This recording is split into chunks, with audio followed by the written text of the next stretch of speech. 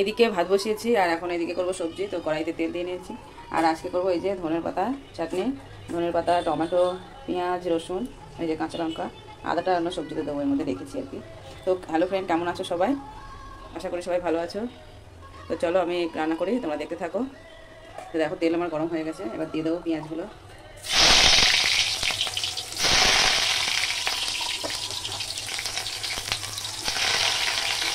এবার খুব তেল ছিটাচ্ছে। এবার দেবো রসুন, কয়েক রসুন দিয়ে দিলাম। আর এই চাটনিটা গরম ভাতের সঙ্গে খেতে খুব ভালো লাগে।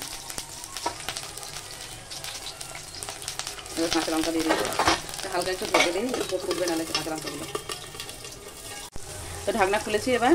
আর এর মধ্যে এখন দেবো টমেটো আর ধনের পাতাগুলো। এই যে বেশি বড় না, ছোটো একটা টমেটো নিয়েছি। আর এই যে এতগুলো ধনের পাতা, এগুলো সবের মধ্যে দিয়ে দেবো। আমি এগুলো কেটে দিয়ে দিই। আর দেখো আমার এদিকে ভাতটাও হয়ে গেছে, এখন নামাতে হবে। যে হালকা ভাজা হয়ে গেছে পেঁয়াজ, লঙ্কা আর রসুন। তো এইভাবে করলে খুব ভালো লাগে খেতে। টমেটোটা কেটে দিয়ে দিই। কড়াই বসিয়ে দিয়েছি, ধনে পাতা হয়ে গেছে আমার রেডি। চাটনি এখন মিক্সিতে পেস্ট করলে হয়ে যাবে। আর এখন করবো এই যে পটল আলু দিয়ে সবজি। আর তার সাথে দেবো এই যে সোয়াবিনগুলোকে গরম জলে একটু সিদ্ধ করে নিয়েছি। তো এখন একটু ঠান্ডা হলে জলটা ছেঁকে নেবো। তো এখন এই যে পটলগুলো ভেজে নেবো, কড়াইতে তেল দেবো। তো আমি পটলগুলো ভাজা বসাই। একে একে সব ভেজে নিয়েছি। এই যে পটল, আলু, সোয়াবিন সব ভেজে নিয়েছি। আর এই যে এদিক দিয়ে মশলা করে নিয়েছি, আদা, রসুন, পেঁয়াজ, কাঁচা লঙ্কা। আর দেখো তেল দিয়ে দিয়েছি, কড়াইতে গরম হয়ে গেছে।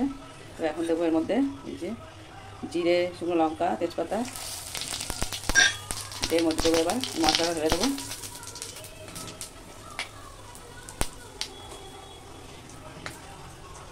তো মশলা ঢেলে দিয়েছি। আর এই যে এখন হচ্ছে মশলাটা একটু কষানো হোক। এর মধ্যে এখন নুন, হলুদ, তারপরে জিরের গুঁড়ো, লঙ্কার গুঁড়ো এগুলো দেবো। তো মশলা এই দেখো পুরো ভাজা হয়ে গেছে। আর এখন এর মধ্যে ঢেলে দেবো এই যে সব সবজি। এটাকে হালকা একটু নেড়ে চেড়ে নিয়ে এবার জল ঢেলে দেবো।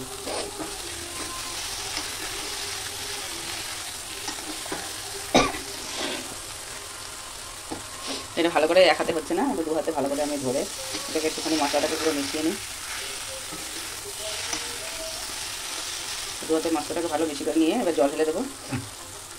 তো এই দেখো জল দিয়ে দিয়েছি, অলরেডি ফোটা শুরু হয়ে গেছে। এবার একটু ঢাকা দিয়ে দেবো আমি। আর একটু পরে ধনের পাতা কুচিয়ে দিয়ে দেবো, বাস তাহলেই হয়ে যাবে।